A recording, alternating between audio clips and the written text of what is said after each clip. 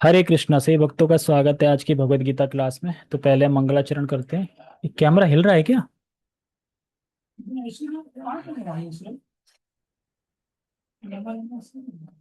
ठीक आ रहा है, वो अभी आएगा। श्लोक अभी दिक्कत रहा है, आप देखेगा ना श्लोक। वो श्रीमद् भागवतम था, ठीक है। तो हम मंगलाचरण करते हैं। ओम अज्ञानतिमिरान्धस्य ज्ञानञ्जनशलाकया चक्षुरुन्मीलितं येन तस्मै श्रीगुरुवे नमः। श्रीचैतन्यमनोभीष्टं स्थापितं येन भूतले स्वयं रूपः कदा मह्यं ददाति स्वपदान्तिकम्। वन्देऽहं श्रीगुरो श्रीयुतापदकमलं श्रीगुरून् वैष्णवांश श्रीरूपं साग्रजातं सहगण रघुनाथान्वितं तं सजीवम् साद्वैतं सावधूतं परिजनसहितं कृष्णचैतन्यदेवं श्रीराधा कृष्णपादान् सहगण ललिता श्रीविशाखाद्विषां च। हे कृष्ण करुणा सिंधु दीनबंधो जगत्पते गोपेश गोपिका कांता राधा कांता नमस्तते। तप्त कांचन गौरांगी श्री राधे वृंदावनेश्वरी वृषभानुसुते देवी प्रणमामि हरिप्रिये। वाञ्छाकल्पतरुभ्यश्च कृपा सिन्धुभ्य एव च पतितानां पावनेभ्यो वैष्णवेभ्यो नमो नमः। जय श्री कृष्ण चैतन्य प्रभु नित्यानंद श्री अद्वैत गदाधर शिवासादि गौर भक्त वृंद। हरे कृष्णा कृष्ण कृष्णा हरे हरे हरे राम राम राम हरे हरे। रामाय रामभद्राय श्रीरामचन्द्राय वेदसे रघुनाथाय नाथाय सीताया पते नमः। नमो विष्णुपादाय कृष्णपृष्ठाय भूतले श्रीमते भक्तिवेदान्ता स्वामिन् इति नामिने। नमस्ते सारस्वते देवे गौरवाणी प्रचारिणे निर्विशेष शून्यवादी पाश्चात्य देशतारिणे। हरे कृष्णा। तो आप सभी भक्तों का स्वागत है आज की भगवत गीता क्लास में। तो हम शुरू करते हैं। तो आज हम भगवत गीता यथारूप अध्याय 4 श्लोक क्रमांक 27 से पढ़ेंगे। तो अभी तक हम अभी तक यहाँ भगवान यज्ञों के बारे में बता रहे हैं कि किस तरह से जिनकी अलग अलग श्रद्धा होती है वो व्यक्ति किस प्रकार से अलग अलग यज्ञ करते हैं। कोई देवताओं का यज्ञ करते हैं, कोई ब्रह्म का यज्ञ करते हैं। और कल बताया गया था आश्रम के बारे में कि गृहस्थ आश्रम किस प्रकार से यज्ञ करता है और ब्रह्मचारी है वो किस प्रकार से यज्ञ करता है। किसी को याद है कि किस प्रकार से वो आहुति देता है, हवन करता है? जो यज्ञ मतलब सामग्री क्या है और हवन कैसे करता है। तो जो ब्रह्मचारी है वो क्या करता है कि जो ब्रह्मचारी है वो संयम रूपी अग्नि में अपनी इंद्रियों की आहुति कर देता है। यानी जो अपनी इंद्रियां हैं, जो ज्ञान इंद्रियां हैं, उनको आहूत कर देता है संयमित रूपी अग्नि में, यानी संयमित करता है अपनी इंद्रियों को। तो ये, और जो ग्रस्त है, तो ग्रस्त जो विषय हैं, शब्द इत्यादि जो विषय हैं, उन विषयों को इंद्रियों में आहूत कर देता है, यानी इंद्रियों से जला देता है। जला देने का मतलब है कि विषय संपर्क करते हैं, विषय देखते हैं इंद्रियों को, लेकिन फिर भी कोई प्रभाव नहीं पड़ता है उनका। ठीक है, ये चीज बताई गई थी।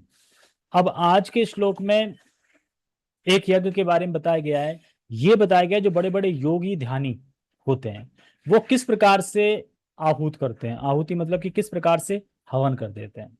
ठीक है, तो पहले हम श्लोक पढ़ लेते हैं। श्रीमद् भगवद गीता यथारूप अध्याय 4 श्लोक क्रमांक 27।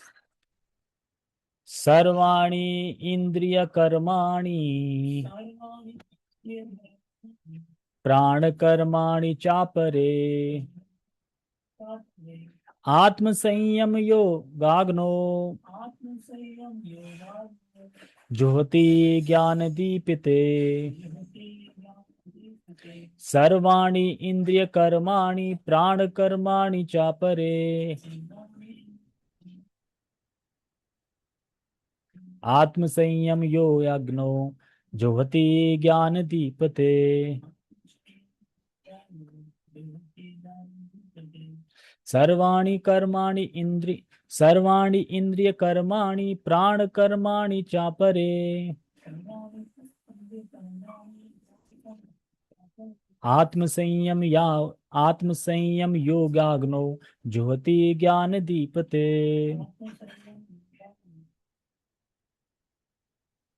हाँ, तो भगवान अब यज्ञों के बारे में बताए गए हैं। जैसे हमने सुना था कि 25 से 29 तक विभिन्न विभिन्न यज्ञों के बारे में बताया जाएगा।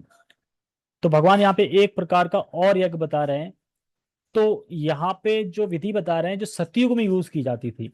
सतयुग में जो बड़े बड़े योगी होते थे, ध्यानी होते थे, जो बढ़िया से ध्यान करते थे, अपनी इंद्रियों को निष्क्रिय निष्क्रिय कर लेते थे बिल्कुल पूरी तरीके से, है ना। तो ध्यान योगी करते थे। तो द्वापर युग के अंत में भी एक ऋषि हुए थे, उनका नाम था समीक ऋषि।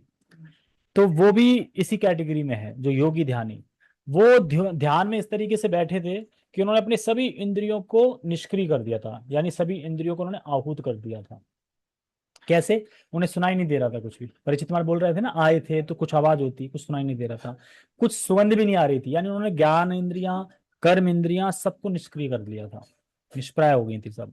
तो फिर परीक्षित महाराज क्या करते हैं, मरा हुआ सर्प लेते हैं और उनके गले में टांग, उन्हें पता भी नहीं चलता कि कोई सर्प डाल के गया, क्योंकि वो एक ध्यान अवस्था में थे। तो वही यहाँ पे बता रहे हैं कि ये जो योगी होते हैं, जो ध्यानी होते हैं, वो किस प्रकार से सारी ज्ञान इंद्रियां, कह रहे हैं ना, जो सर्वाणी इंद्रिय कर्माणी, यानी सारी ज्ञान इंद्रियां, सारी कर्म इंद्रियां, और प्राण क्रिया भी। इसमें प्राण को थोड़ा बताया गया, प्राण क्या होता है। प्राण यानी वायु होती है बहुत से प्रकार की हमारे शरीर में जो बहती हैं, तो उसमें एक प्राण भी है। तो प्राण क्रिया भी लगभग बंद कर देते हैं ये, बंद हो जाती है ना, पता ऐसा लग रहा है जैसे मरे हुए हैं बिल्कुल, लेकिन सांस चल रही होती है, सांस भी पता नहीं चलता कि चल भी रही है। सांस को भी रोक लेते हैं ना, तो पता ही नहीं चलता कि जीवित है कि मृत्यु, एक जैसे लगते हैं। तो इसीलिए यहाँ पे बता रहे हैं कि उन्होंने लगभग बंद कर लिया था। जैसे परीक्षित महाराज गए तो उन्होंने कोई रिस्पॉन्स नहीं दिया, उन ऋषि ने, जो सनक ऋषि थे, उन्होंने कोई रिस्पॉन्स नहीं दिया जब वहां पे परीक्षित महाराज गए थे। तो पूरी जो 10 इंद्रियां थी वो उन्होंने बंद किए हुए थे। तो उन्होंने जो प्राण कार्य भी, जो प्राण वायु होती है, जो प्रत्येक शरीर में प्राण वायु बहती है, वो 10 प्रकार की होती है। कितने प्रकार की होती है? 10 प्रकार की होती है, जिसमें एक प्राण है। तो हम समझते हैं कि कौन सी वो इंद्रियां, कौन सी जो वायु हैं जो हमारे शरीर में 10 प्रकार की हैं। सबसे पहली है प्राण वायु। ये क्या करती है? ये बाहर निकालना, सांस निकालती है ना बाहर, जब बाहर निकालते हैं इसको प्राण, हाँ यस, प्राण। दूसरी है अपान। अपान में क्या करते हैं? सांस अंदर लेते हैं। तो जो अपान है उसमें सांस अंदर लेते हैं। तीसरी है समान। समान क्या है कि ये अपने शरीर में जो वायु उसको संतुलित रखती है। संतुलित रखने मतलब जैसे खाए हुए को पचाना, खाना खा लिया है तो खाने को पचाएगी, तो ये संतुलित रखती है अपने शरीर में सब चीजों को, संतुलित करके रखती है। इसको बोलते हैं समान वायु। समान होता है ना, समान स्तर पे संतुलित रखती है। चौथी है उदान वायु। उदान वायु क्या करती है? ये ऊपर की ओर आती है, ऊपर की ओर, उदान वायु। और व्यान वायु पांचवी, ये पूरे शरीर में घूमती है। चौथी कौन सी? चौथी है उदान वायु, ऊपर की ओर आती है। और पांचवी है व्यान वायु, जो पूरे शरीर में घूमती है। छठवीं है नाग वायु। नाग, नाग ये क्या करती है? नाग वायु जैसे खाना खाने में ढकार लेते हैं ना, तो ये नाग वायु होती है। नाग वायु से ढकार आती है। अब किसी का ढकार आना बंद हो जाए तो समझो उसकी नाग वायु खराब हो गई, या उसमें कुछ। पांचवी व्यान वायु है। मैं दे दूंगा लिखा हुआ, लिख लेना बाद में, आप खाली नंबर लिखते जाओ, 10 प्रकार की हैं। तो नाग वायु मतलब 5 डकार लेते हुए। और एक है कूर्म वायु। कूर्म वायु जैसे आंख हम खोल रहे हैं बंद कर रहे हैं ना, तो ये भी वायु से ही हो रही है, ठीक है, आंख बंद कर दी, बोलते कूर्म वायु। एक है देवदत्त वायु, झमाई लेते हैं ना, झमाई आती है, ये देवदत्त वायु। और नौवीं है धनंजय, यानी ये वायु मृत्यु के समय भी रहती है। अब सोच के देखो, मृत्यु हो गई लेकिन ये वायु है धनंजय वायु, मृत्यु के बाद भी शरीर में रहती है ये वायु। और एक है क्रकर वायु। क्रकर वायु जैसे छींक आना, भूख लगना, प्यास लगना, उत्पन्न होना। प्यास कैसे पता चलता है प्यास लग रही है? कुछ फील होता है ना प्यास लग रही है। छींक एकदम आना, छींक आना, ये इसकी भी एक वायु है। तो इस प्रकार से इसमें 5 मुख्य वायु हैं और 5 उपवायु हैं ये। ठीक है। तो 5 जो मुख्य वायु हैं वह है प्राण, अपान, समान, उदान, व्यान, ये मुख्य हैं। और बाकी कूर्म, नाश, ये सब जो वायु हैं ये उपवायु हैं, प्राण वायु बोलते हैं। तो ये जो पतंजलि सूत्र है ना, जो रेफर करते हैं कि हमें प्राणायाम करना चाहिए, व्यासासन करना चाहिए, तो इस प्रकार से ये बता रहे हैं कि किस प्रकार से हमारी हेल्थ ठीक रहती है। ये वायु घूमती है और वायु की वजह से हेल्थ हमारी ठीक रहती है। हरे कृष्णा। लास्ट वाला जो बताया था वो मैं सुन नहीं पाई, मतलब समझ नहीं आया, वो बता दो लास्ट वाला।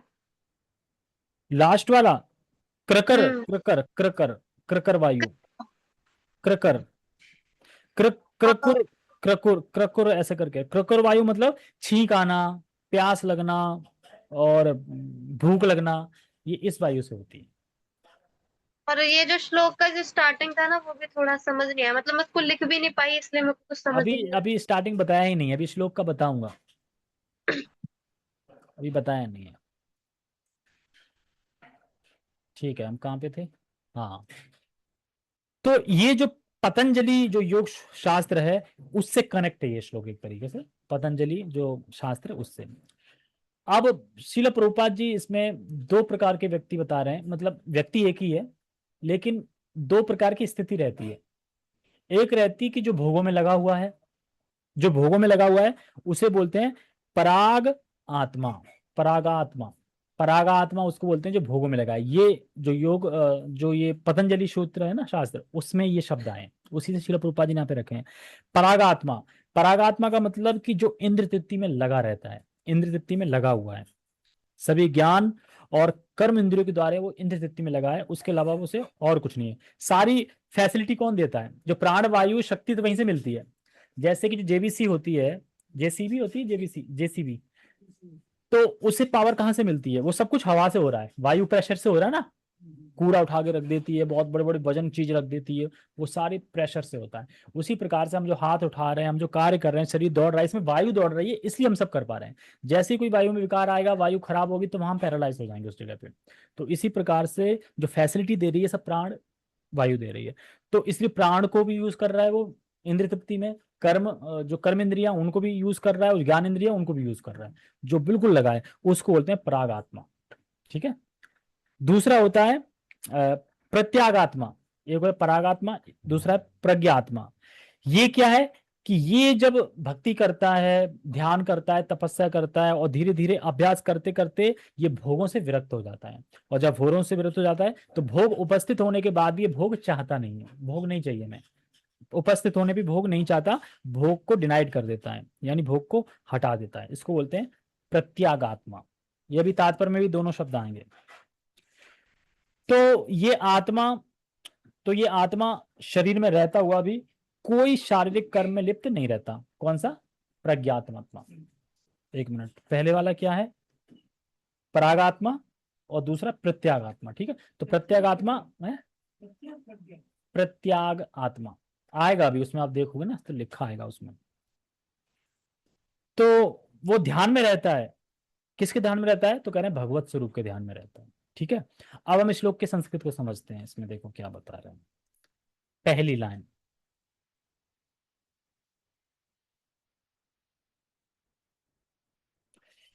सर्वाणी इंद्रिय कर्माणि प्राण कर्माणि चापरे। चापरे मतलब अन्य लोग, अन्य लोग और भी हैं, तो ये क्या करते हैं? सर्वाणी इंद्रिय कर्माणि मतलब सभी इंद्रियों को, कर्म इंद्रियों को और ज्ञान इंद्रियों को, 10 होती है ना, 5 ज्ञान इंद्रियां, 5 कर्म इंद्रियां, इन सबको। और क्या करें?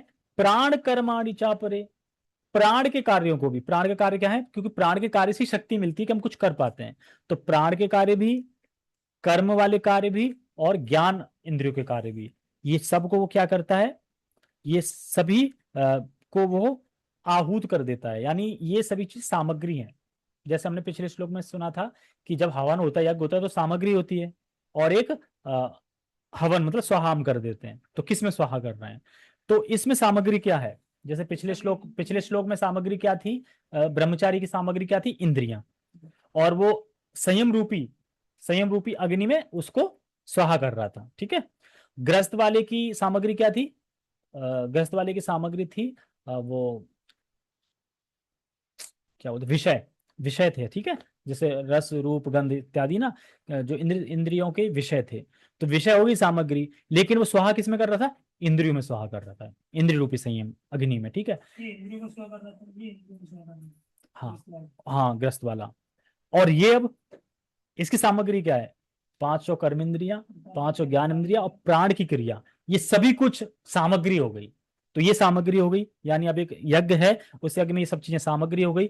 अब करना किसमें है ना, यही बात आएगी ना, कि ये सारी चीजें हो गई। तो कुल मिला के जब इनको अगर सोई स्वाहा कर देगा, पांच ज्ञान इंद्रियों को, पांच कर्म इंद्रियों को, प्राण, प्राण के कार्यों को, तो वो निष्क्रिय हो जाएगा, शक्ति रहेगी उसमें। मान लो ज्ञान इंद्रियों को स्वाहा कर दिया, कर्म इंद्रियों को स्वाहा कर दिया, प्राण की शक्ति है उसको भी स्वाहा कर दिया, तो वो तो निष्क्रिय हो गया ना, बिल्कुल मरा हुआ। यही अवस्था होती है योगी की, समाधि की। समझ में आ रहा है? वो सभी चीजों को अर्पित कर देता है, स्वाहा कर देता है उसमें। किस में करता है स्वाहा, वो बताएंगे अभी। तो इसीलिए ये बिल्कुल सेंसलेस हो जाते हैं, इनका पता ही नहीं चलता कि जिंदा है कि मर गए हैं, इस तरीके से। जैसे कि कोई व्यक्ति गाढ़ निद्रा में है, बहुत भयंकर नींद में सो रहा है, फिर भी सांस तो चल रही है ना उसकी, समझ में आता है सांस चल रही है, जिंदा है वो। लेकिन ये उससे भी डीप चले जाते हैं, पता ही नहीं चलता कि जिंदा है कि नहीं है, एकदम बिल्कुल ऐसे, पता ही नहीं चलता कुछ भी। ज्ञान इंद्रियां, उससे कुछ नहीं रिस्पॉन्स मिल रहा है, कर्म इंद्रिया उनसे नहीं, और जो उनकी प्राण शक्ति जो बह रही है उससे भी कुछ रिस्पॉन्स नहीं मिलता है। तो इस प्रकार से ही करते हैं। तो ये होगी सारी सामग्री। अब कौन सी अग्नि क्या है? सामग्री तो हो गई, अब अग्नि में स्वाहा करना, तो अग्नि क्या है?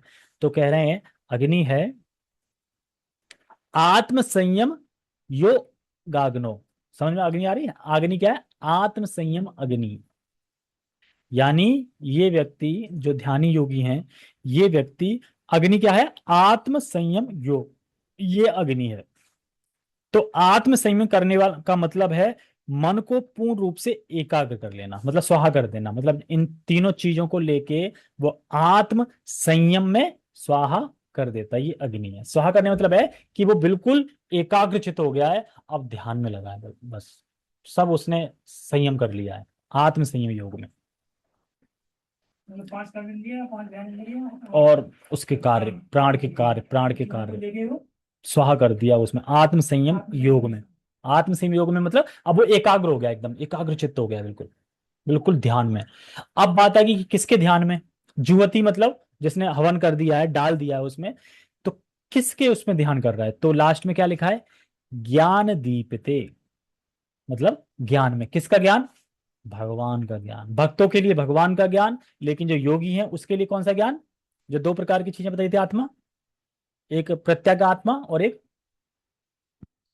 प्रत्यगात्मा था, और एक था परागात्मा, परागात्मा। तो ये प्रत्येक आत्मा है, वहां तक वो पहुंच गए, मतलब इसमें कर लेना जो योगी है। लेकिन जो भक्त है वो भगवान श्री कृष्ण का ध्यान करता है। तो कहने का मतलब ये है कि इसने अब वो एकाग्रचित हो गया किस पे? भगवान के रूप में। तो जब इतनी एकाग्रता आएगी तो शरीर की क्रिया चलेंगी फिर। मान लो आप इतनी एकाग्रता में बैठ गए तो शरीर की क्रिया तो बंद हो गई। तो इसीलिए कह रहे हैं कि उसने सब कुछ आहूत कर दिया, मतलब आहुति दे दिए आत्म संयम में, ध्यान कर रहा है वो। जैसे होता है ना कि जब आप किसी चीज पे ज्यादा सोच रहे हैं तो फिर पता नहीं चलता बगल से कौन निकल गया, कौन सी गाड़ी निकल गई, कौन से क्या नहीं, कुछ पता नहीं चलता। जैसे कि मान लो आप टीवी देख रहे हैं, लेक्चर सुन रहे हैं, फोन आ गया किसी का, तो जितनी देर आपने फोन पे बात की उतनी देर लेक्चर में पता नहीं चलेगा कि क्या निकल गया, यानी आप एकाग्रचित्त थे फोन में। उसी प्रकार से योगी एकदम एकाग्रचित्त रहते हैं, शरीर की क्रियाएं बिल्कुल लगभग बंद हो जाती हैं, ऐसा लगता है कि जिंदा भी हैं या मर भी गए हैं। तो इसको कहते हैं प्रत्यागात्मा, मतलब उस स्थिति में आ जाना, कौन सी में? जिसमें वो भोग से विरक्त हो गया था, अब वो भगवान के ध्यान में लगा है। तो बड़े बड़े ध्यानी जो समाधि में रहते हैं, उनका लक्ष्य क्या होता है? प्रत्याग आत्मा में स्थिति पर आ जाना। और भक्त का क्या होता है? भगवान के रूप का ध्यान करना, ज्ञान में आ जाना। ज्ञान मतलब क्या? ज्ञान, ज्ञान दीपिते मतलब है यहाँ पे भक्त के लिए कि वो ये समझ जाता है कि अमी कृष्ण दास, मैं कृष्ण का दास हूं और मुझे कृष्ण की सेवा करनी है। लेकिन जो ध्यानी यानी है वो सिर्फ वहां तक आ जाता है। तो इसीलिए इसमें ज्ञान दीपित शब्द बहुत इंपॉर्टेंट है, क्योंकि जब हम मन को एकाग्र कर लेते हैं तो भगवान से जब जोड़ देते हैं, तो भगवान में जब प्राण प्रगाढ़ ध्यान जब भगवान के लिए हम करते हैं तो फिर क्या होता है, ज्ञान का प्रकाश उत्पन्न होता है, इसलिए ज्ञान दीप्यते, मतलब ज्ञान का प्रकाश उत्पन्न हो जाता है। तो जब हम आत्म संयम योग, जब हम सारे ज्ञान इंद्रियों को, ज्ञान कर्म को और अपने इंद्रिय कर्म को इस प्रकार से जब हम हवन कर देते हैं, हवन मतलब झोंक देते हैं या उसमें डाल देते हैं, यानी स्वाहा कर देते हैं, किसमें, आत्म संयम योग में स्वाहा कर देते हैं। आप सहेंगे ये पता नहीं कैसे, लेकिन सीरियस से चल रहे हैं बिल्कुल, ये कंफ्यूजन बिल्कुल नहीं है। अब मान लो कि कोई व्यक्ति भगवान के ध्यान में बिल्कुल डूबा हुआ है, तो उसने अपनी सारी इन कर्मों की एक्टिविटी को बंद कर दिया कि नहीं कर दिया, यानी स्वाहा कर दिया ना ध्यान में, आत्म संयम योग में। तो वही बता रहे हैं बस, आत्म संयम योग में उसने ये सारी चीजें कर दी हैं, स्वाहा कर दी। स्वाहा करने मतलब ये नहीं कि स्वाहा करने का मतलब है कि अब उसकी क्रियाएं कर नहीं रही है कार्य। स्वावर्ण क्यों लेगा, जो ऐसे समझा देते सीधे सीधे। स्वाहा वर्ड इसलिए ले रहे हैं कि जैसे हम किसी चीज को स्वाहा, जैसे कि केला है, हम केले को जब हवन में स्वाहा करते हैं तो हमें लगता है केला समाप्त हो गया, लेकिन प्रॉफिट मिला ना, स्वाहा कर तो भगवान ने पाया उसको एक तरीके से, जो आपको प्रॉफिट मिला है। उसी प्रकार से वो इन चीजों को स्वाहा करते मतलब अब विचलित नहीं होता है, वो भगवान के ध्यान में लगा हुआ है। जैसे कि समीक ऋषि क्या कर रहे थे, वो यही तो कर रहे थे ना, ध्यान। तो कोई आया तो पता चला कुछ, क्यों, क्योंकि तो भगवान के ध्यान में थे। यही चीज बोली जा रही, तो बार बार यहाँ ये बताया जा रहा है, सामग्री है पांच, पांच ज्ञानेंद्रियां, पांच कर्म इंद्रियां और प्राण, जो प्राण वायु उसके कार्य। तो इन सबको वो क्या कर देता है, आत्म संयम जो है ना, आत्म संयम संयम यो अगाग्नो, मतलब आत्म संयम रूपी अग्नि में स्वाहा कर देता है। मतलब अब ये चीजें विचलित उसे नहीं करती हैं, तब उसे ज्ञान प्राप्त होता है। अमी कृष्णदास, मैं कृष्ण का दास हूं, तो ज्ञान दीपते, तो ये भक्ति ही जान पाते हैं। तो पतंजलि वाले नहीं, जो पतंजलि का जो एग्जांपल देंगे भगवान, और उसमें सॉरी शिला प्रभुपाद जी, तो पतंजलि वाले तो वहीं तक पहुंच पाते हैं, जो क्या वर्ड आया था इसमें, प्रत्यगात्मा तक। प्रत्यगात्मा मतलब अब भोगों में मन नहीं जा रहा है उसका, अब स्थिर हो गया है, एकाग्रचित हो गया है, इस प्रकार से। ठीक है, अभी मैं तात्पर्य पढ़ूंगा तो समझ में आ जाएगा, एक बार दोबारा समझा दो प्रभु जी, क्या समझ में नहीं आया। हरे कृष्णा प्रभु जी, बिल्कुल भी समझ नहीं आ रहा है कि है स्वर कर देता, हर चीज स्वाहा कर देता है, फिलॉसफी बहुत डिफिकल्ट है। देखिए, समझिए, एक व्यक्ति है जो अब भगवान का ध्यान कर रहा है ऐसे बैठ के, और भगवान के ध्यान में इतना जाके घुस चुका है, इतना ज्यादा डीपली भगवान का ध्यान कर रहा है कि अगल बगल क्या शोर शराबा चल रहा है, क्या चीज हो रहा है, उसे कुछ नहीं पता, कुछ नहीं पता। तो यानी उसने अपनी ज्ञान इंद्रियों को, क्योंकि वो ज्ञान नहीं ले पा रहा है बाहर का बिल्कुल भी कि क्या बाहर चल रहा है, कुछ चल रहा है, कर्म इंद्रियों को, कर्म से कोई एक्टिविटी नहीं कर रहा है, प्राण के कार्यों को, यानी हवा सांस वगैरह सब स्थिर हो गई, कुछ नहीं हो रहा है। तो ऐसे व्यक्ति को बोला जा रहा है कि उसने अपनी ये तीनों चीजों को आत्म संयम योग में, अग्नि में स्वाहा कर दिया। जो अपना हवा भी ले रहा है समझते हैं तो बहुत ज्यादा मरेगा। नहीं ना, योगी ध्यान ही करते हैं, वो एक एक महीने सांस नहीं लेते हैं, सांसों को रोक लेते हैं, तो वही चीज बता रही है। आयु बढ़ा देते हैं। हम्म, आयु कहते हैं ना, हाँ आयु बढ़ जाती है ना, इसीलिए आयु बढ़ जाती है। तो ये योगी के लिए बताया जा रहा है, स्वाहा करने का यहाँ मतलब ये है कि अब उसने अपनी सब चीजें क्रियाएं बंद कर दी, निष्क्रिय हो गया वो इस सब चीजों से, वो भगवान के ध्यान में है, ज्ञान दीपित, भगवान के ज्ञान के प्रकाश में बढ़िया से भगवान का दर्शन कर रहा है, एक भक्त के लिए बता रहे हैं। बाकी पतंजलि सूत्र के अनुसार अब वो जो ये आत्मा की स्थिति बताई गई है उस पे पहुंच गया है वो। और अच्छे से और कैसे समझाऊं, देखो, ब्रह्मचारी का आपको समझ में आ रहा था कि ब्रह्मचारी क्या करते हैं, अपनी इंद्रियों को आत्म संयरूपी अग्नि में क्या करता है, वो स्वाहा कर देता है, मतलब कि संयम करता है। हमें क्या समझना है, संयम करता है, कंट्रोल करता है, वो जो भोग की चीजें हैं उनके साथ नहीं रहता, वो ऐसे वातावरण में रहता है कि जहाँ भोग शून्य है ना, यानी अपने आप को भौतिक दुनियादारी से दूर रखता है वो। ठीक है, ग्रस्त क्या कर रहा था, ग्रस्त जो इंद्रियों के जो विषय हैं, जैसे आंख होगी इंद्रिया, इन आंख का विषय क्या हो गया, रूप। तो अब जब रूप उसको दिखा ऐसे करके, तो उसने अब विषय को, जो इंद्रिया है, जो आंख है, उसमें स्वाहा कर दिया, स्वाहा कर दिया तो जला दिया। अब वो आकर्षित नहीं हो रहा उस रूप से, भोग नहीं आ रहा उस पे, उसे भगवान का प्रेम दिख रहा है, भगवान की भक्ति दिख रही है उस रूप को देख के, और उसे भोग याद नहीं आ रहा है। तो इस तरीके से स्वाहा कर दिया। तो इसी प्रकार से यहाँ भी स्वाहा का मतलब है, स्वाहा का मतलब कि उसने अब ज्ञान इंद्रिया भी, कर्म इंद्रिया भी, प्राण के कार्य सब कुछ स्वाहा कर दिया, वो निष्क्रिय हो गया बिल्कुल, और बढ़िया ध्यान कर रहा है भगवान का, बस उसे कोई वो नहीं है बाहर क्या हो रहा है क्या नहीं हो रहा है। जैसे समक ऋषि एग्जाम्पल, ठीक है, जैसे कि ध्रुव महाराज भी आते हैं एग्जाम्पल में। ध्रुव महाराज 5 महीने जब वो तपस्या कर रहे थे, फिर कुछ पता चल रहा था बाहर क्या हो रहा है, बारिश हो रही है क्या हो रहा है, किस लेवल पे थे, उसी लेवल पे कि ध्यान योगी पे। और क्या कर रहे थे अंदर अंदर, भगवान का ध्यान कर रहे थे, अंदर अंदर भगवान का चिंतन कर रहे थे। हिरण्यकशिपु उसे कुछ पता नहीं चलता कि डीमक है, मैं पूरा डीम से ढक गया हूँ, पूरा हड्डियां दिख रही हैं, क्यों, क्योंकि उस अवस्था में थे। अभिषेक प्रभु समझ में आ रहा है कुछ स्वाहा का मतलब यहाँ पे, आ रहा है थोड़ा थोड़ा, क्या आ रहा है थोड़ा थोड़ा, पता ना। हरे कृष्ण। हाँ तो वहाँ का मतलब ये समझ में आ रहा है कि जो उनकी जो कर्म इंद्रियां हैं, ज्ञान इंद्रियां और जो प्राण है उसमें, वो जो है उसने उसको स्वाहा कर दिया है संयमी अग्नि में। हाँ। ये बताया जा रहा है, वो उसको बाहर की चीजों का कोई भान नहीं रहता, क्योंकि वो ध्यान में, भगवान के ध्यान में वो मग्न हो रखा है। यस यस, मतलब इसमें बता भी रहे ना, आत्म संयम योगाग्नो, मतलब आत्म संयम रूपी अग्नि में स्वाहा करता है। तो आत्म संयम मतलब अब उसने संयम कर लिया इन सब चीजों का। जैसे एक ब्रह्मचारी ने क्या कर लिया, सिर्फ इंद्रियों का संयम किया उसने, प्राण वायु को तो किया नहीं है उसने, सिर्फ इंद्रियों का किया है, ज्ञान इंद्रियों का, ठीक है। लेकिन यहाँ पे उसने तीनों का कर लिया है। प्राण वायु क्या फैसिलिटी देती है, शक्ति देती है हमें उस चीज का कार्य करने की।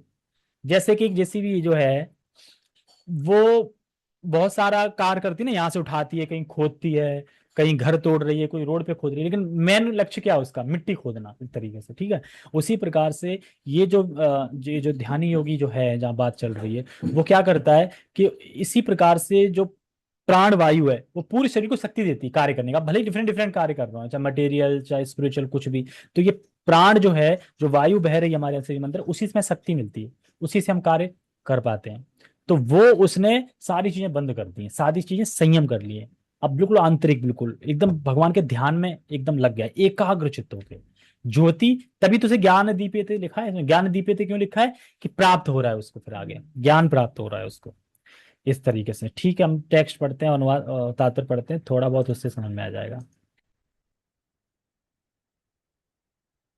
दूसरे, दूसरे मतलब अलग अलग बताया ना बार बार, दूसरे जो मन तथा इंद्रियों को वश में करके आत्म साक्षात्कार करना चाहते हैं, संपूर्ण इंद्रियों तथा प्राण वायु के कार्य को संयमित मन रूपी अग्नि में आहुति कर देते हैं। समझ में आ रहा है क्या है, दूसरे जो मन तथा इंद्रियों को वश में करके, ठीक है, तो मन आ गया सब उनमें, कर्म इंद्रिय ज्ञान इंद्रिय सब आ गया, आत्म साक्षात्कार करना चाहते हैं, और संपूर्ण इंद्रिय, इंद्रिय सारी आ गई, और प्राण वायु आ गया, प्राण वायु जितनी बह रही है 10 प्रकार की वायु, वो आ गया। तो इन कार्यों को वो क्या कहते हैं, संयमित रूपी, संयमित मन रूपी अग्नि में आहुति कर, मतलब अब उन्होंने इनको पूरे मन से संयमित कर लिया है। मन रूपी मतलब संयमित रूपी मन से क्या है, जो अग्नि है उसमें स्वाहा कर देते हैं, आहूत कर देते हैं, यानी अब इन्होंने कंट्रोल कर लिया एक तरीके से। आहूत करने का मतलब है, स्वाहा करने का मतलब है कि आपने कंट्रोल कर लिया। जैसे जैसे बोले कि जिसने अपने इंद्रियों को कंट्रोल कर लिया है, तो यानी अपनी इंद्रियों को स्वाहा कर दिया है संयमित रूपी मन में, क्योंकि मन से ही तो करे ना, मन हमारा भागता है, अब मन कंट्रोल कर लिया है, तो यानी संयमित रूपी मन में आहूत कर दिया है उसने अपनी इंद्रियों को, यानी इंद्रियों के वेग को अब संयम कर लिया है। तो यही चीज बार बार यहाँ बता रहे हैं, बट डिफरेंट थोड़ा यही है कि स्वाहा यज्ञ, यज्ञ के रूप में बता रहे हैं, तो यज्ञ का प्रोसेस बता रहे हैं एक तरह से। यज्ञ में क्या होता है, हवन होता है और सामग्री होती है, और फिर उसमें आहूत करने के लिए कुछ हवि होता है, इस प्रकार से। तो उसी के पॉइंट ऑफ व्यू से समझा रहे हैं इस चीज को। बस आपको सीधा सीधा ये समझना है कि जो योगी है, जो समाधि व्यक्ति है, वो जब समाधि में बैठता है तो समाधि में ऐसे लीन हो जाता है कि उसने अपनी ज्ञान इंद्रियां, कर्म इंद्रियों के कार्य, ज्ञान इंद्रियों के कार्य और प्राण के कार्य, इन सबको उसने जो आत्म रूपी संयम है, जो आत्म रूपी मतलब जो आत्मा रूपी का जो संयम है, उस संयम से उसने आहूत कर दिया, यानी उसने अब सारी चीज संयम कर ली है, और वो भगवान के ध्यान में लगाए, ज्ञान दीपे थे। ठीक है, तात्पर्य पढ़ते हैं, श्रील प्रभुपाद जी देव का नाम। यहां पर पतंजलि द्वारा सूत्रबद्ध योग पद्धति का निर्देश है। पतंजलि कृत योग सूत्र में आत्मा को प्रत्यगात्मा तथा परागात्मा कहा गया है। दोनों चीज मैंने समझा दी थी, प्रत्यगात्मा परागात्मा। प्रत्यगात्मा क्या था, जिन्होंने अपनी सभी इंद्रियों को कंट्रोल कर लिया है, भगवान की भक्ति में लगे, और परागात्मा क्या है, जो भोग में लगा हुआ है, यही है ना। प्राण भोग नहीं रहता। हाँ, और प्रत्येगात्मा जो भोग से छूट चुका है। ठीक है, जब तक जीव आत्मा इंद्रिय भोग में आसक्त रहता है तब तक वह पराग आत्मा कहलाता है, बता रहे ना। और जो ही वह इंद्रिय भोग से विरत हो जाता है तो प्रत्येगात्मा कहलाने लगता है। ये थोड़ा शब्द पतंजलि सूत्र के हैं ना, इसलिए थोड़ा डिफरेंट है। जीवात्मा के शरीर में 10 प्रकार के वायु कार्यशील रहते हैं। 10 प्रकार की वायु मैंने बता दी आपको। और इसे श्वास प्रक्रिया यानी प्राणायाम द्वारा जाना जाता है। पतंजलि की योग पद्धति बताती है कि किस प्रकार शरीर के वायु के कार्यों को तकनीकी उपाय से नियंत्रित किया जाए, जिससे अंततः वायु के सभी आंतरिक कार्य आत्मा को भौतिक आसक्ति से शुद्ध करने में सहायक बन जाए। इस योग पद्धति के अनुसार प्रत्येक आत्मा ही चरम उद्देश्य है। तो यानी जो योगी होते हैं ना पतंजलि के, जो सूत्र को फॉलो करते हैं, तो उनका उद्देश्य लक्ष्य क्या होता है? प्रत्येक आत्मा तक पहुंचना, बस मतलब जो भोगों में मन नहीं जा रहा है उनका, ये सभी का। लेकिन जो ध्यान किसका वो कर रहे हैं, ये यहाँ पे भगवान का ध्यान नहीं करते प्रत्येक आत्मा तक, वो करते हैं जो भक्त हैं, वो भक्त कैटेगरी में देखा जाए तो। मतलब ये भोगों से तो तृप्त हो जाते हैं। हाँ, भोगों से तृप्त हो जाते हैं, भोगों से तृप्त हो जाते हैं। ये अपना प्राणायाम इन सब चीजों से करके ये अपने सभी इंद्रियों को कंट्रोल कर लेते हैं, एक तरीके से संयम कर लेते हैं, कंट्रोल। यह प्रत्येगात्मा पदार्थ की क्रियाओं से प्राप्त की जाती है। इंद्रियां इंद्रिय विषयों से प्रतिक्रिया करती है, यथा कान सुनने के लिए, आंख देखने के लिए, नाक सूंघने के लिए, जीभ स्वाद के लिए तथा हाथ स्पर्श के लिए हैं। और ये सब इंद्रियां मिलकर आत्मा से बाहर के कार्यों में लगी रहती हैं। बाहर के कार्यों में लगी रहती का मतलब क्या है? मतलब इंद्र तृप्ति करते समय बाहर के कार्य हो गया इंद्र तृप्ति करना। तो जब इंद्र तृप्ति जब हम करते हैं तो इंद्र तृप्ति करते करते हम जो हमारा लक्ष्य उद्देश्य है वो हम भूल जाते हैं। जब भी आप इंद्र तृप्ति कर रहे हो तब आप लक्ष्य भूल जाओगे उसी टाइम पे। होता ना, अरे यार खा लो कोई नहीं दिख रहा है, अब खाने में जो आनंद, जो 2 सेकंड 3 सेकंड जो भी आएगा आपको, उस टाइम पे आप जो उद्देश्य है वो भूल जाओगे उस टाइम पे। तो इसीलिए कह रहे हैं यहाँ पे कि ये आत्मा से बाहर के कार्यों में लगी रहती है। मतलब ये याद नहीं रहता, जब इंद्र तृप्ति कर रहे हो तो याद नहीं रहता कि आत्मा है हम, लक्ष्य क्या है जीवन का, ये सब भूल जाते हैं उस टाइम पे हम। लेकिन इंद्र तृप्ति जरूरी है, शास्त्र बताते हैं कि इंद्र तृप्ति करनी चाहिए। कितनी? भगवद गीता में भगवान कहते हैं जीवन निर्वाह के लिए सिर्फ, यानी जितने में जीवन निर्वाह हो जाए उतनी इंद्र तृप्ति करनी चाहिए। जैसे सोना है, अब शरीर निर्वाह के लिए सोना तो पड़ेगा ना 6-7 घंटे, तो 6-7 घंटे सोइए, इस प्रकार से करना चाहिए, रेगुलेट। ये ही कार्य प्राण वायु के व्यापार क्रिया हैं। अपान वायु नीचे की ओर जाती है, व्यान वायु से संकोच तथा प्रसार होता है, समान वायु से संतुलन बना रहता है और उड़ान वायु ऊपर की ओर जाती है। और जब मनुष्य प्रबुद्ध हो जाता है तो वह इन सभी वायुओं को आत्म साक्षात्कार की खोज में लगाता है। तो यानी प्रबुद्ध हो जाता है मतलब अब उसने संयम कर लिया इन सब चीजों को, प्रबुद्ध बन गया वो, तो फिर वो किस में जाता है? आत्म साक्षात्कार की खोज में जाता है। फिर खोज में लगाता है मतलब जैसे कि जेसीबी का एग्जांपल दिया था कि वो फलाना फलाना। आत्म साक्षात्कार मतलब भगवान की कोई आत्म साक्षात्कार वही प्रत्येक आत्मा जो बता रहे हैं ना, प्रत्येक आत्मा तक पहुंचना वो। नहीं, तो मतलब यहाँ आत्म साक्षात्कार मतलब ये है कि भगवान के लिए आत्म साक्षात्कार बोल रहा है। आत्म साक्षात्कार मतलब कि क्या किस तरीके में? योगी के लिए, योगी आत्म साक्षात्कार कर लेता है ना। नहीं, आत्मा साक्षात्कार आत्मा का साक्षात्कार का मतलब होता है कि आत्मा के बारे में जानना, कि हम आत्मा हैं, आत्मा का अनुभव प्राप्त करना, इस प्रकार से। आत्मा के बारे में जानना तो यानी ये तो भगवान के बारे में जानना। जरूरी नहीं, योगी परमात्मा को जानते हैं, भगवान को कहाँ जानते हैं? जो ज्ञानी होते हैं वो भी आत्मा के नॉलेज रखते हैं, लेकिन ब्रह्म में एकाकार होना चाहते हैं, भगवान को कहाँ जानते हैं? भगवान को तो भक्ति चाहता है ना। 3 प्रकार की कैटेगरी बताई थी ना भगवान में, परमात्मेति भगवानिति शब्द से जो आया है, ब्रह्मेति परमात्मा भगवानिति शब्द थी, कि कुछ व्यक्ति अलग अलग प्रकार से खोज रहे हैं ना, तो ये क्या है? आत्म साक्षात्कार की खोज में लगता है जब मनुष्य प्रबुद्ध हो जाता है, मतलब इन सब चीजों से, इस प्रकार से। तो ज्यादा दिमाग खर्च करने की आवश्यकता है नहीं इसमें, क्योंकि ये हमें करना नहीं है। हमें क्या करना है? हरे कृष्णा कृष्णा कृष्णा हरे हरे, हरे राम राम राम हरे हरे। तो इस श्लोक में खाली हम ये समझना चाहिए कि एक जो योगी होता है, ध्यानी होता है, वो अपनी ज्ञान कर्म को, मतलब ज्ञान इंद्रिय कर्मों को, और उसको दूसरी कौन सी है, ज्ञान इंद्रिया और कर्म इंद्रियों को और प्राण कार्यों को, इन सबको वो आत्म संयम रूपी जो अग्नि है उसमें स्वाहा कर देता, मतलब उसने अब संयम कर लिया है। और फिर क्या है? ज्ञान दीपेन ज्ञाने क्या है इसमें? ज्ञान दीपेत, हाँ ज्ञान दीपेत, मतलब फिर उसे ज्ञान की प्राप्ति होती है। भक्त के लिए ज्ञान क्या है? कि मैं कृष्ण का दास हूँ, कृष्ण अंश हूँ। इनका ज्ञान क्या है? कि बस प्रत्येक आत्मा तक, कि अब भोगों में मन नहीं जा रहा है, वही बस प्रत्येक आत्मा, आत्मा का साक्षात्कार हो गया, बस हो गई बात खत्म, इस तरीके से। ठीक है, हरे कृष्णा। तो तात्पर्य में कुछ समझाना था नहीं, मेन तो वो पूरा श्लोक समझाना था, उसी में सारी चीजें आ गई थी। तो मैंने तात्पर्य को पहले ही बता दिया था कि 10 प्रकार की प्राण वायु किस प्रकार से होती हैं, प्रत्येक आत्मा क्या है, पराग आत्मा क्या है, तो ये पहले ही सब बता दिया, इसलिए फिर हम उसमें कुछ ज्यादा बता नहीं रहे। ठीक है, ओके, हरे कृष्णा। अगर 10% भी श्लोक समझ में आया है तो भी अच्छी बात है। ठीक है, क्योंकि हमें तो आखिर पे आके भगवान कह ही देंगे सर्वधर्मान परित्यज्य, सब भूल जाओ, सब छोड़ दो क्या करें, मेरी शरण में आ जाओ, बस यही ज्ञान है। तो फाइनली तो भगवान की शरण में ही जाना है ना, इस प्रकार से। ठीक है, हरे कृष्णा। किसी को कुछ पूछना तो नहीं है? ओके, जगत गुरु श्रील प्रभुपाद की जय, श्रीमद् भगवद गीता की जय, नित्य निताय गौर प्रेमानंदे, हरि हरि बोल।